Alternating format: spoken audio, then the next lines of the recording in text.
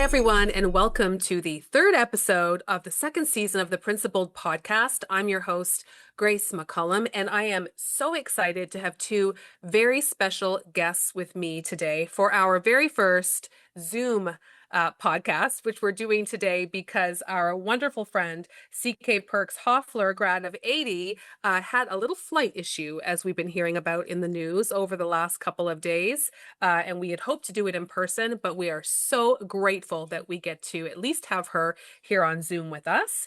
And our second guest today is Emmi Murphy Ives, who is graduating this year and is our current head prefect. And today's episode actually is about leadership because CK was our head prefect in the school year 79-80. Is that right, CK? I think it was 79 to 80. Yes. 79-80. And so we thought, how cool would it be to have one of our previous head prefects and our current head prefect here to talk about leadership and what that looks like. So I was so excited to have you both here. And I was excited actually to introduce the both of you because you have lots in common. And I see lots of similarities between the two of you. And I'm sure that'll come out in today's little conversation we're going to have. Well, CK, I'd hope to start with you. You know, you were our head prefect in 79-80, and you have just gone on to do absolutely incredible things since then. You have served as the president of the National Bar Association. You've been the founder and partner of a law firm. You are licensed in 5 states. Is that right, CK? I mean, it's incredible. You've been counsel to civil rights icon, Reverend Jesse Jackson, for the past 30 years. I mean, you've just done so many things. And you said to me once that Branksome had a special magic. And, Yes. this is only my second year at Branksome, but I felt it on day one. And I would love to hear a little bit more about what does that mean to you? What is that magic to you? I would love to hear from your perspective. Well, first of all, I'm going to call you Madam Principal because I I just love think it. you are magnificent.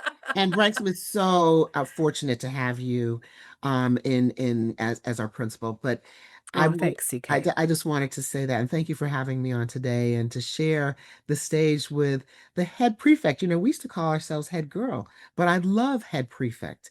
I think that's Thank you. a wonderful way of characterizing that position. You know, the magic that Branksome has really can best be described as the feeling that you get when you're a student, and then I got, and this is in 1976, where I felt the sky was the limit. I felt that there was nothing that I couldn't accomplish.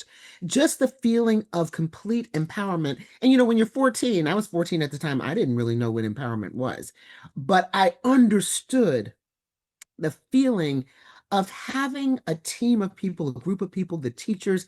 I was in boarding and residence, so the house mothers just fully accept you and push you to excellence. I love that. I love that so much, CK. And I think that's so key what you said is just, you're talking a lot. You're talking about being seen, being felt that you were acknowledged and that what you could do was well thought of by everyone from the principal to everyone that you had interaction with. Like I still feel that exact same thing today in our environment at school. The same way, all the girls around me feel that same sense of confidence because of the support that they get in the background. I love that, Emmy. What does that mean for you? Like when she talks about that magic, some of the things you identify with, maybe there are others. Tell us a little bit from your perspective. I really get that sense of like sisterhood amongst the people, especially the girls that I have in my grade. It's it's not clicky, it's not preppy or catty like some stereotypes might lay down. Like realistically, Mm-hmm. it's not like that at all. We're all friends with each other, we're all friendly, and we help each other out in times of need. Like because we each have areas that we're passionate about, we can help each other out in different times of need. And that sense of support is very rare. And I don't see it necessarily at all other schools like it exists here at Branksome. So I'm so grateful to be in an environment where that sense of authenticity and support actually exists. I think you said something really key there, Emmy, and it's something I want to touch on quickly. Is you said it's not like the stereotypes that we hear about. And When I was leaving international education, which is co-ed usually, and coming to an all-girls environment, that was something that even some of my family members mentioned, and colleagues around the world. I think people have this idea in their minds of a girls' school. There's a stereotype that I think is perpetuated by some particular movies or like shows like Gossip Girl, where we think it's very, um, as you said, cliquey. And of course, in every school, there are things that happen like that. You know, that's unavoidable. But it's not. It's that's not actually Branksome. And I think that's really key for people to hear about. It's something I try to dismantle that stereotype every time I'm talking to people about girls' schools. I think that we are aware that that stereotype is out there. My goodness, all the way down into JK, we're talking with girls about how do you be a good friend? How are you inclusive? So I'm glad you mentioned that, Emmy. CK, our last episode, I had 5 of our boarding students come to my home and we did an episode from my dining room, which was fun and great. And they were talking about their experiences in boarding. They talked about what surprised them. They talked about what they learned from it and why they think other students should consider it. And you are so special to Branksome, which we're going to talk about a little bit later on, and all the things that you've continued to do for Branksome. But you were a boarding student. And I would love to hear, can you tell us a little bit about your boarding experience and how did it shape you? Because your trajectory has been unreal. And I'd love to hear a little bit about how that shaped you. And we'll talk later on about your head prefect position and how that might have played an influence as well. But in boarding, what did that mean to you and how did it shape you? Well, boarding school, I was very accustomed to being in boarding school, but Branksome was very different from being in an international co-ed boarding school or school that had boarding. Um, and I think it shaped me because that's when I first learned about friendship, real friendship. And I think Emmy mentioned sisterhood. That's when I really learned about it. And when you're a boarder, the principal, and in my case, it was Miss Roach and Miss Duperly, who was her administrative assistant. They became my mothers, for lack of a better word, or maybe my mother and my aunt. They were absolutely amazing. So when you're in boarding, your parents aren't there for you to be with you to make when you're making decisions on a daily basis. So the people that you begin to rely on and that you bond with are people who are in boarding with you. And so that's where I developed a really good sense of sisterhood, friendship. Like Emmy said, relying on another group of people that are not part of your blood relatives. And then the mothers, if you will, are the principal. And so when I hear you say, Grace, that you had a group of students at your house, that just brings back memories. It warms my heart because that is so important for the boarders. And so when I looked at the trajectory that I've been on since leaving Branksome, I went to an all girls, at least all women's college. And that was so unusual. But Ms. McLeod, who was one of my teachers at Branksome, said to me, CK, I think you would be wonderful for Smith, and Smith would be wonderful for you. And originally I said, well, I'm going from, excuse me, an all-girls school to a women's college. He said, oh, I wouldn't worry about that.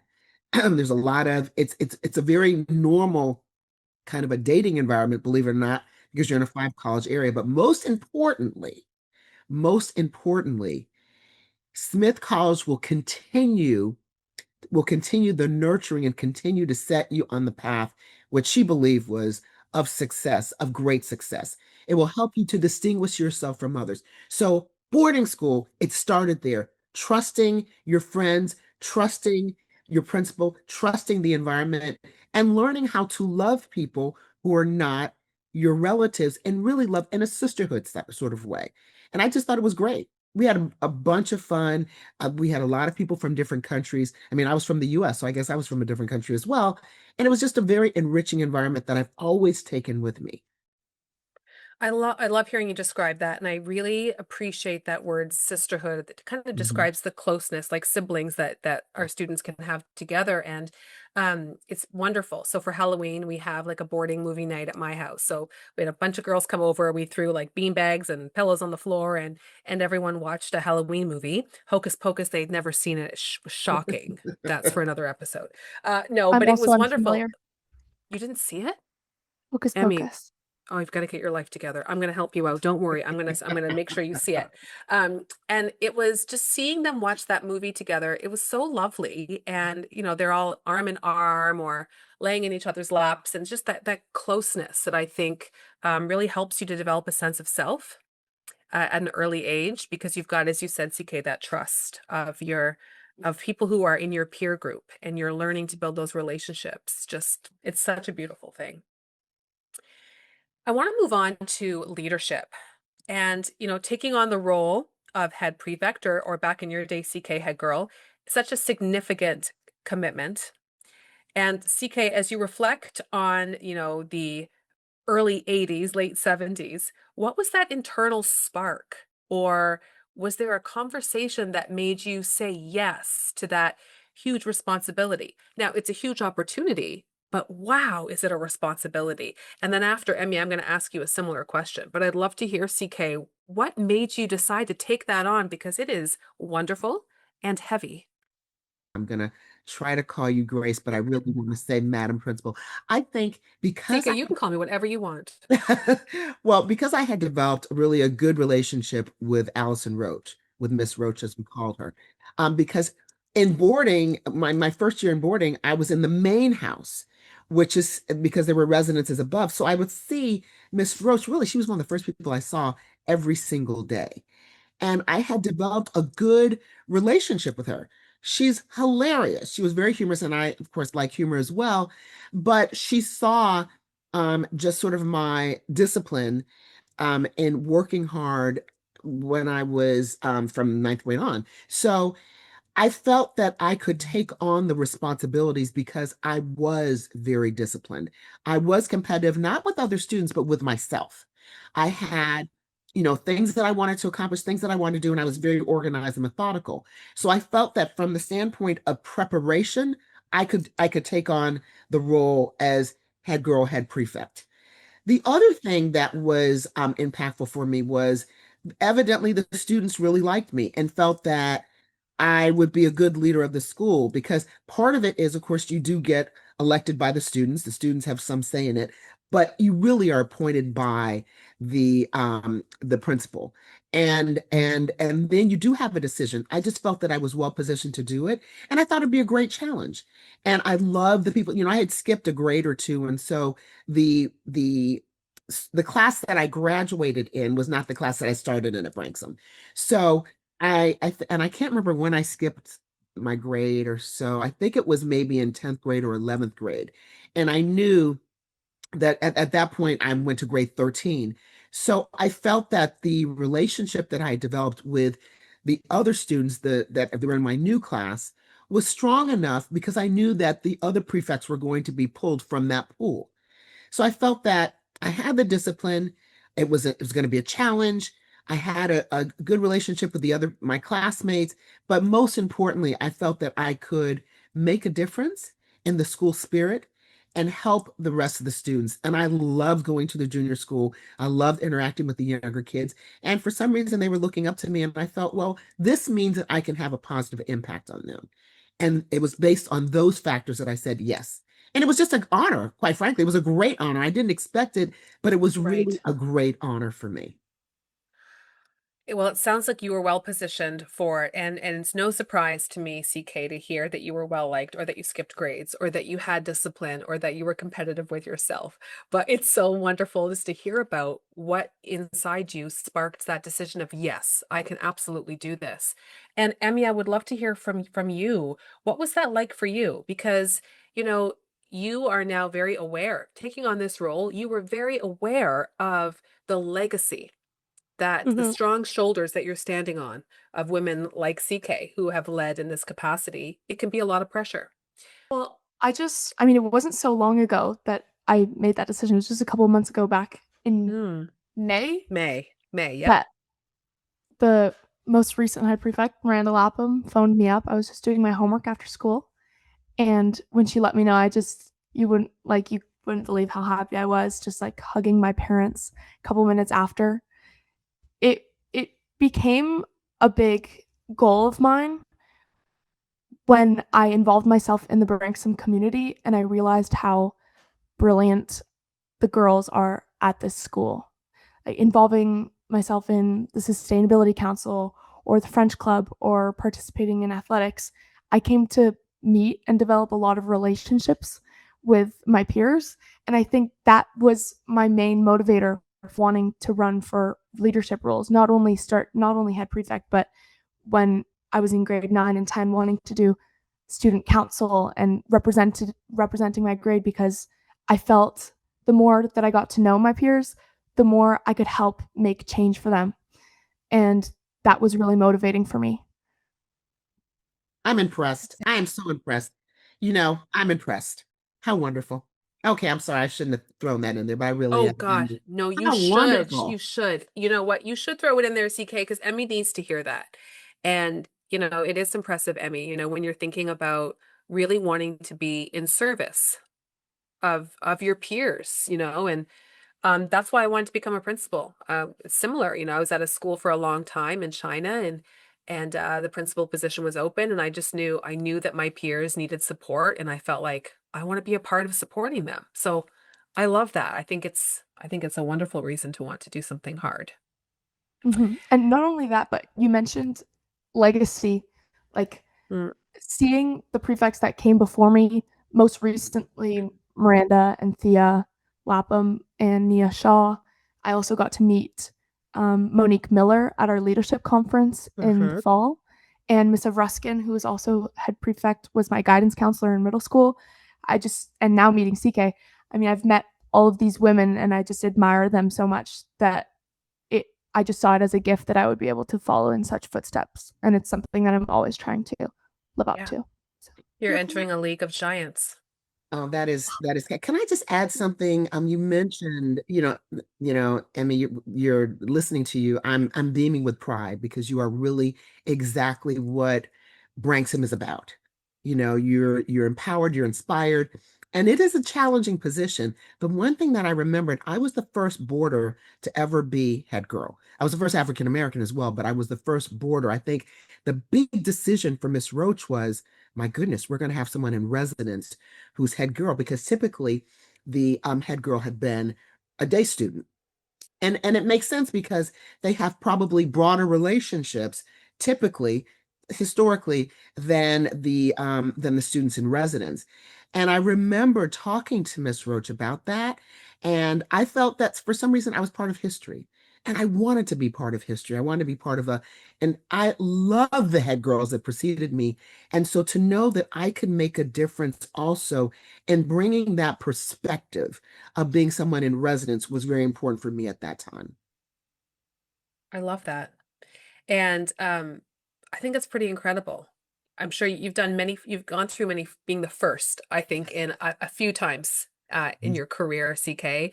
But I had never made that kind of dotted, connected line back to maybe that was one of the first experiences where you were exposed to being the first of something. And it's the experience that I remember the most, that was most Yeah. impactful for me. So this is the thing about Branksome. So I learned how to deal with being the first, Hmm. to do with grace, to do with whenever there's adversity, you work through it and you get it done, no excuses, to deal with how to interact with adults, meaning the principal. I mean, really interact.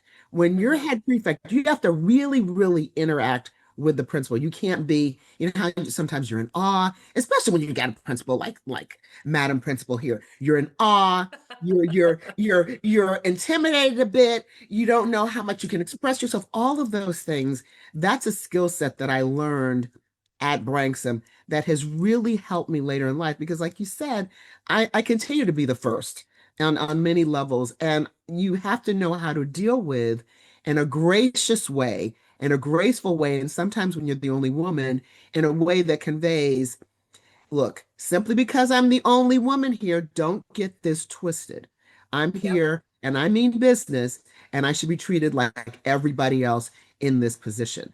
And that is something that I learned at an early age at Branksome, because it happens over and over and over and over again, the more rooms that you have access to as you evolve. So Emmy, look out that you're prepared for it. But actually, it's so you were just talking, CK, about how you've got to be able to speak with the principal and other adults in the building Hmm. in a way that is mature and with maturity. And I will say, Emmy, you've done such a beautiful job of that. Just this morning, I asked Emmy for some advice. Emmy had a look at something that I wanted to send out. I said, Emmy, I really need your advice on this. And she gave me great advice. And I do that often with different GYs and different students who are in different positions throughout the school. Because I think we have a lot to learn from each other. And the next question is kind of anchored in that, actually. CK, I would love to hear. We talked about how the role is wonderful and challenging. Hmm. Can you look back on your time as head prefect? Was there a core leadership lesson that maybe you learned during your time as head prefect that you'd like to share? And then conversely, um, Emmy, I would like you to think about one that's like an emerging leadership tool or an approach from your generation that you think maybe CK could have benefited from in the 80s, and maybe a piece of advice that CK thinks you can benefit from right now. Okay, I'm gonna take solid to think about that one. Well, that's all Since I right. can be It's all speaking right. first. But CK, maybe you want to go first, and you could just think Sure. about what's a lesson that you learned during your head prefectship that you think Emmy could really benefit from. Well, I think the most important lesson that I learned was that the buck stopped with me. So at the end of the day, we had coalition building. We had a team of people. We had other prefects. We interacted with the teachers. We interacted with the principal. But at the end of the day, when it came to being that prefect, the buck stopped with me. So I had to fill in. If somebody was having a bad day, oh well, I had to fill in. And so the Mm. lesson there is it's important to understand when the buck stops with you, and there can't be any excuses. And that was an important lesson that I learned from being a prefect. And we didn't have the internet. We didn't have Zoom. We didn't have a cell phone. We didn't have any of that. So we had to find each other, pick up, I think, a rotary phone if we were calling each other, by the way, rotary phone, and just make sure that we were able to communicate effectively. So that forced us into a type of communication that's very different from today. I wonder how many of our student listeners in this moment are Googling rotary phone. Yep. Emmy, conversely, what about you? What is a piece of, a leadership lesson that you've learned that you would like to share? Yeah, well, almost kind of similarly, you said earlier, CK, that you really appreciate humor in relationships. And I think one of the main things that the leaders at Branksome use as a tool for their leadership is humor. And a way that we transfer that humor often is through our videos that we have at assemblies. Us prefects really like to have fun with that. So now that we can make videos and project them, um, humor has been a really essential tool in getting the student body engaged in what we have to say and get them to participate actively as well, like a two-way street where there's laughter and conversation rather than just bladder from one end and reception from the other. So So I don't think that's, you have I'm sure videos? We never had videos. We they're did really fun. skits. We did skits. We had to every week. I was like, okay, what skit can we do? We would do skits and just do all kinds of things to engage the students. I wish we had had videos. Oh my goodness. Okay, we tried to bring the skit back and we are actively working on that because we did one in the first assembly and it was personally I thought funny, but you have to ask the student body. But the videos are really good. You can check them out on our Instagram. This is not Wow. promo official, but there is an account where you can Oh, watch I'm them. gonna I'm gonna send you some, CK. You'll love them. It's like a skit, just a little different, I guess. Well, thank you so much for those questions, folks. And my next question is also about leadership, and it's about just vulnerability. When we talk about leadership, I think that we sometimes forget to talk about how vulnerable it is to Mhm. be a leader. You're really putting yourself out there. As CK said, the buck stops with you. That's a hard place to be. Looking back at your time, so Emmy, I know it's not been a long time that you've been head prefect, but you have been head prefect now for a few months, and CK certainly for you. What is the biggest fear or challenge that you feel you've had to overcome in that role? So either a fear or a challenge, or maybe those are the same thing. I think for me, the fear of failure. Mm-hmm. because I felt in that moment a great deal of responsibility to the school, to the students, to the principal, to the teachers, and to my family. Mm-hmm. My family was cheering me on. They were all excited. And my mom's only thought was, is this going to affect your grades? Because, Yeah. well, no, I felt that I could do this because I knew that I wasn't going to let anything affect my grades. That just meant I slept less. And so for me, it was the fear of letting people down. And that is quite frankly something that I deal with, I've carried with me. There's a little bit of me that's a bit of a perfectionist. So I always wanted to have everything lined up. And just as we know, when you're in leadership, not everything aligns sometimes. And so you learn how to pivot. I felt like that was the first time when I was juggling balls in the air all the time. Now, as a mother, as a wife, I've been juggling for a long time. Um, and, but I learned how to juggle effectively at Branksome. And I didn't even know that I was juggling until now. When you look back, and people always talk about women and the juggling act that we do every single day, especially once you have a family. But I was juggling so much at Branksome because I didn't want to fail, recognizing that I was the first in so many spaces. But also, when I looked at those young students, especially in their junior school, middle school, senior school, I just felt an obligation and duty to them, and I didn't want to let them down. I Mm. felt that I needed to be energetic, I need to be creative. And by the way, my personality was kind of that way, but I felt that I owed them a duty because they had entrusted me with an awesome responsibility. And I also of course, didn't want to let down Miss Roach. And as a boarder, I felt that I wanted to represent the young girls and residents. I wanted our voice to be heard as well. And so that was sort of that was my challenge to have all those balls in there to continue to juggle and not let any fall. Or if one fell, hopefully it wasn't a big ball, or one of the other prefects would catch the ball and Yeah. pick it up. And that was the teamwork that I tried to establish with the other prefects. You've gone on to do so many things. I would describe you as fearless. I mean, you've taken on some things that people, wouldn't even dream of approaching out of fear. So I can only imagine that that fear of failure probably didn't go away after you were head prefect. No, I mean I still have it now. It just Yeah. morphs into something different. It becomes maybe a source of inspiration. Hmm. Fear of failure, even as a mother. You want to Yeah. do right, you want to do what's right for your kids. There's no handbook that comes with being a parent. That's so cliche, but it I really is. feel that. And Yeah. I mean, you're right Hmm. in it. You're right in it. But as a principal, you are a mother to so many. You really are, I especially hold the world record for the number of daughters. right. I'm sure that you do. In fact, everything about you is new at Branksome, to be quite frank. Everything about you, and that's the wonderful, I mean, that's the beauty of our principal now. Everything about you is exactly, I believe, what those young ladies need. They can look at you and they can see you as a role model, and then the other things fall into place. That fear of failure does, it just morphs into something else, but it's always with me because it's really a driving force, and they're always naysayers.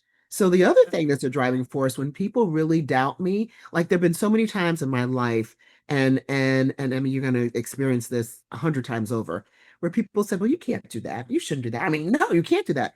And a lot of times it can be gender based, sometimes it Yeah. might be race based, but I can tell you a lot of times it's gender based. Hmm. And what they just simply don't realize is that makes me more determined. Now, if it's something that doesn't make sense for me to do, that's one thing. But usually when people are challenging me and saying, oh, you can't do that, you shouldn't do that, it's coming from a different place. Sometimes it's envy, sometimes it's jealousy, sometimes it could be just a Bias. woman Mm. shouldn't do that or a Yep. bias. And that is what inspires me to find a way because I look at the generation behind me and I say to myself, if I can do it, they can do it. Emmy, I want to hear the same. I would love to hear that same question with you. What do you worry about, or what is one of your fears, if you don't mind sharing, under the spirit of vulnerability and leadership, in your role as head prefect? What's a fear that you carry with you into this role? Mhm. It's a really good question. I think it's an important one to discuss. Um, I running for this role, I think as I said, a driving force that made me want to run for it was the interpersonal relationships that I had, maybe one on one or one on two with people that I was already in smaller communities with. But I didn't necessarily have that background of public speaking on quite the stage that I frequently do now. So that was definitely a factor that I took into account. What if I'm not natural? What if they can see that I haven't practiced this enough or that I haven't competed in international competitions and this kind of thing? I remember standing up on stage for the at assembly for the first time, knowing the whole student body knew that I was running for head prefect. It wasn't about running for head prefect. I was talking about my student exchange to Spain. And I just remember standing up there like I'm a confident, outgoing person, and public speaking is fairly natural for me. But I remember standing up on stage and just my hands shaking out of control. I couldn't help it. That's everyone in my family is the same thing. I get nervous, my hands shake out of control. And I remember just grabbing onto the stand and looking up and speaking like these people were just my friends. I remember making eye contact with every person who I knew I could count on or have had a conversation with before. And it felt like I was just speaking one on one with each of them. And by the end of the speech, my hands stopped shaking. It was completely fine. I felt the same way at installation, that I could look into the crowd and see people who I knew supported me. That made that vulnerability just so much less of a big deal. It was just a conversation. Something that I will remember from this year's installation was your speech, Emmy, and 3, 2, 1, go, right? Yeah. And I have used that. I have used that this year. I have used it as advice to students I'm talking with. Sometimes kids come into my office and they're having a hard time with something or they're nervous about something. I'm like, let's talk. Remember Emmy's speech?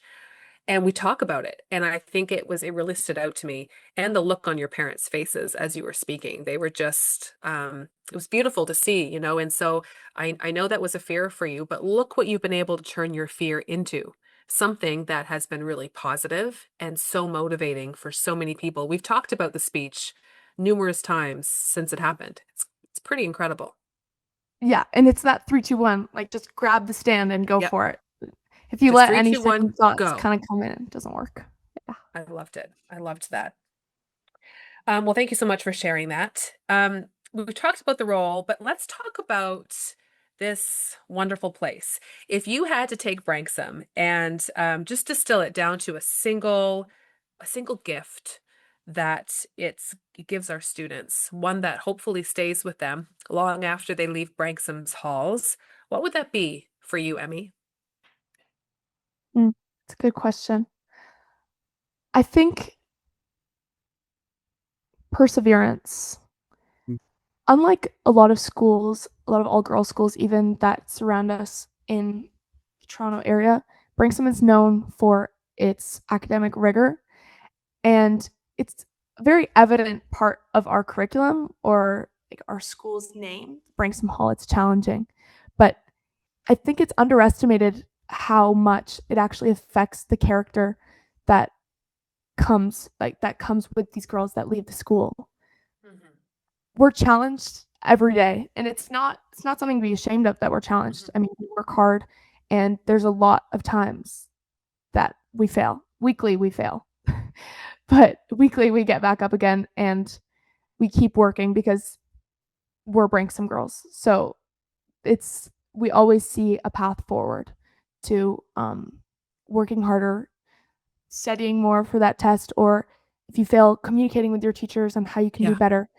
And because there's so many people here that really do actively want to see you succeed, Yes. it's so motivating to have that perseverance. And so I know that when I get into university or when I'm in a job, that when I don't succeed and I don't necessarily have those that group of people aching to support me, I'll have practiced it enough in high school that I can do it myself. I love that. It's high expectations and high support. Yeah. CK, what about for you? What's a gift that you feel our students leave with? Validation. Mm, It's validation.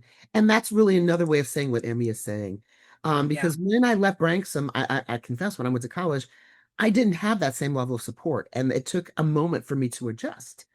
And but what I carried with me was that sense of validation, knowing I can do it, knowing when I fell, the teachers and Miss Roach and Miss Duperly, I've got to always include Miss Duperly, they always like pushed me to a path of success. So whenever I had doubts about something, they always helped me find solutions, but not telling me the solution, but help me find solutions. I'll never forget, we talk about one of the greatest fears that most people have is the fear of public speaking.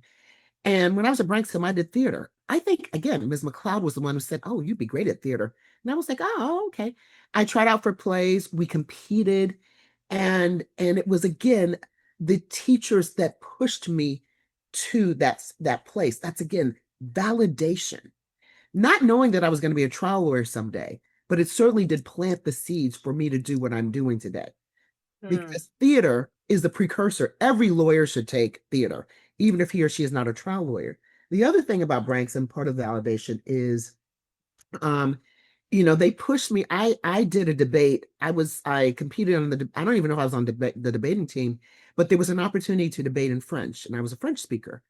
And I don't think we had ever had really a someone who could go toe to toe. And all the people I remembered that I debated against were boys from whatever school.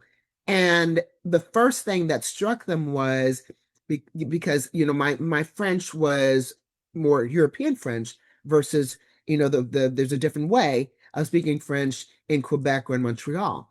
And so they were just looking at me, and I think they kind of lost their footing because they were in such shock from the fact that I was coming from Branksome, that I was competing, and in my mind, beating them. They were, I mean, it was to me kind of hilarious because they were so focused on how odd I was, that I think they lost their footing with the arguments that they were making. But Branksome was the force. My teachers were the ones that propelled me, that pushed me to compete in a debate and debate in a second language. And that was important. And I remember that. I think it was my French teacher, whomever. I came to Branksome as a French speaker, but debating in another language is different from just everyday conversation.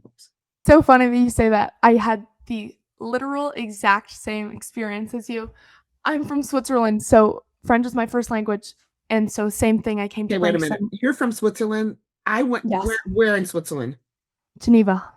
I went to Collège du Léman in Versoix. I swear to God, from grades 1 to 8, and then I went to Branksome. In fact, I got to Branksome because Mr. Cliva recommended Branksome.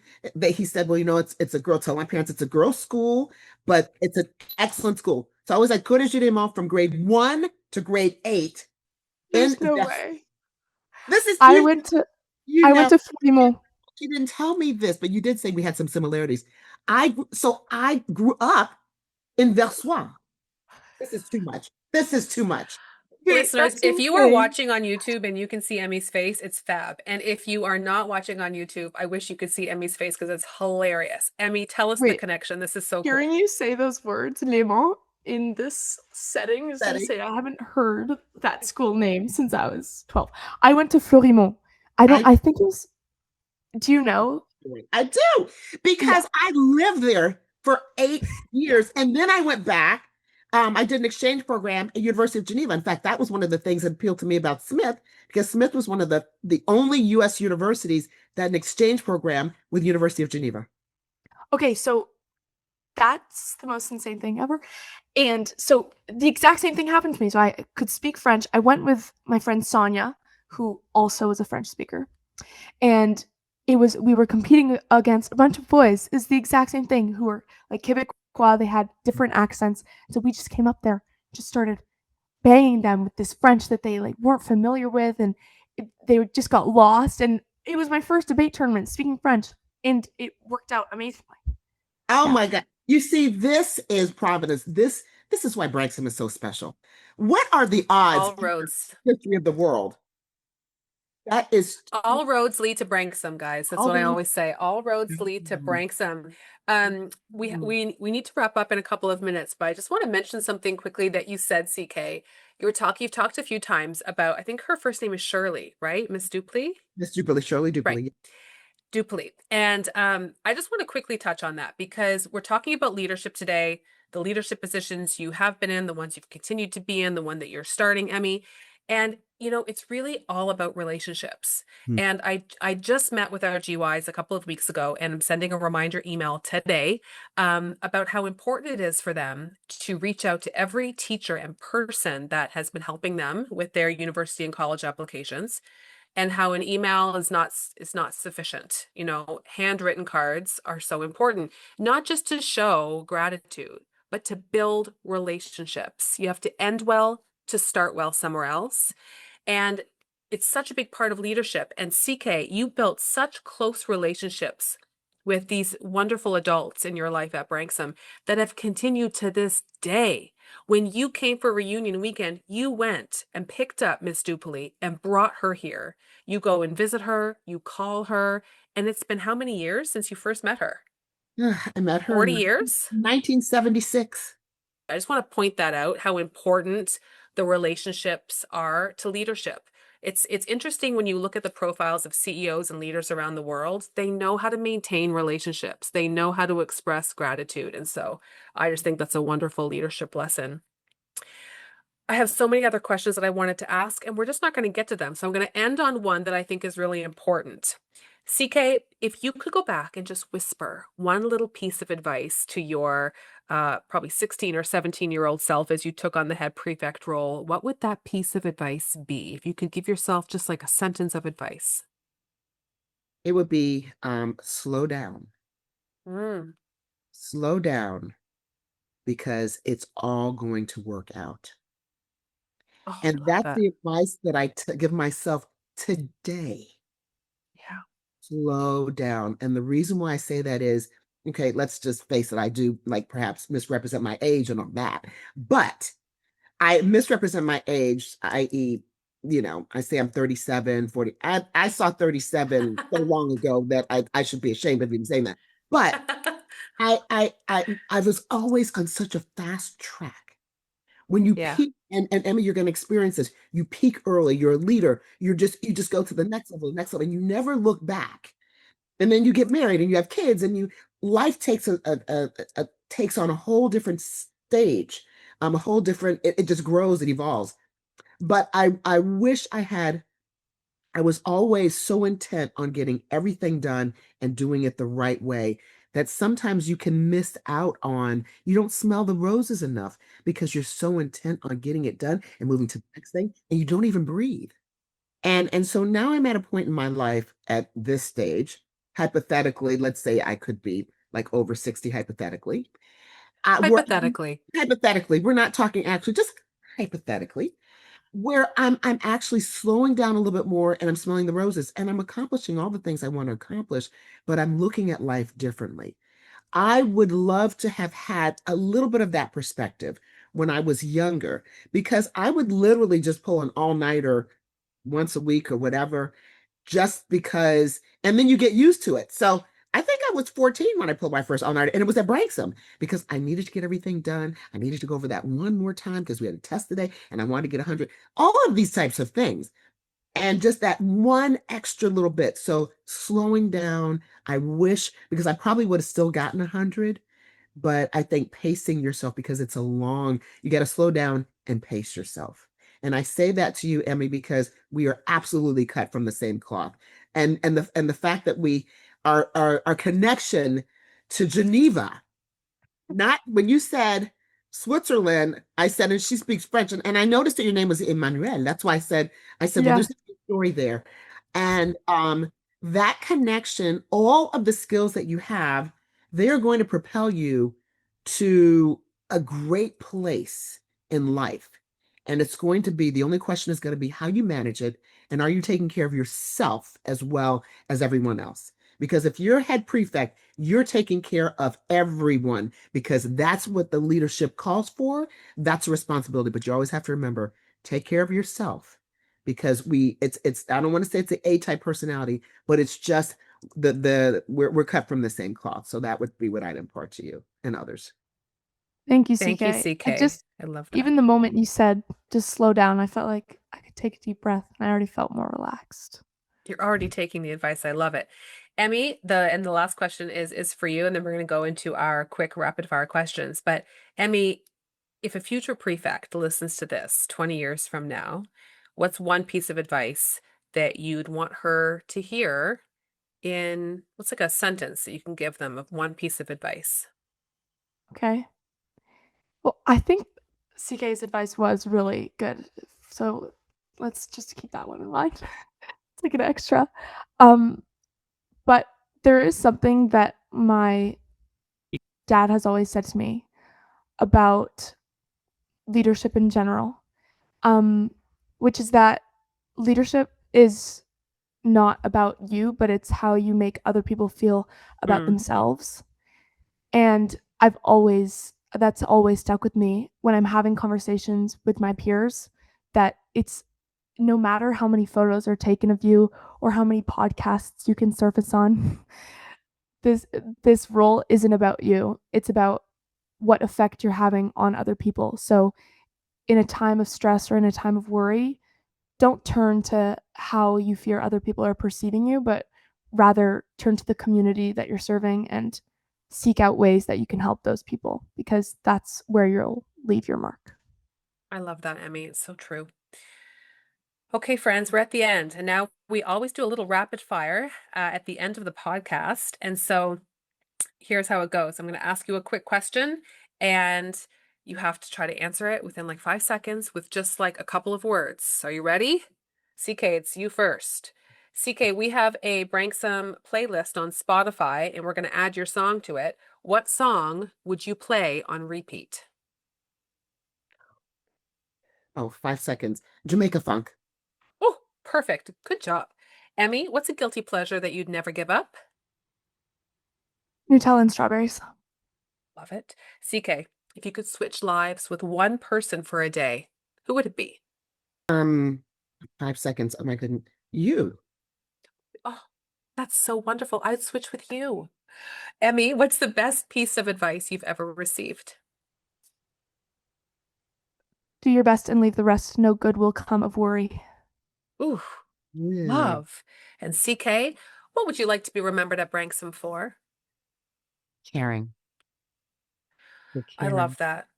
A beautiful way to end our podcast today. I want to thank you both so much. Emmi, I want to thank you for everything that you're balancing to come and spend some time with us and to talk with our community and share your experience as head prefect. I'm just so grateful to you, and I'm so lucky to know you and work with you this year.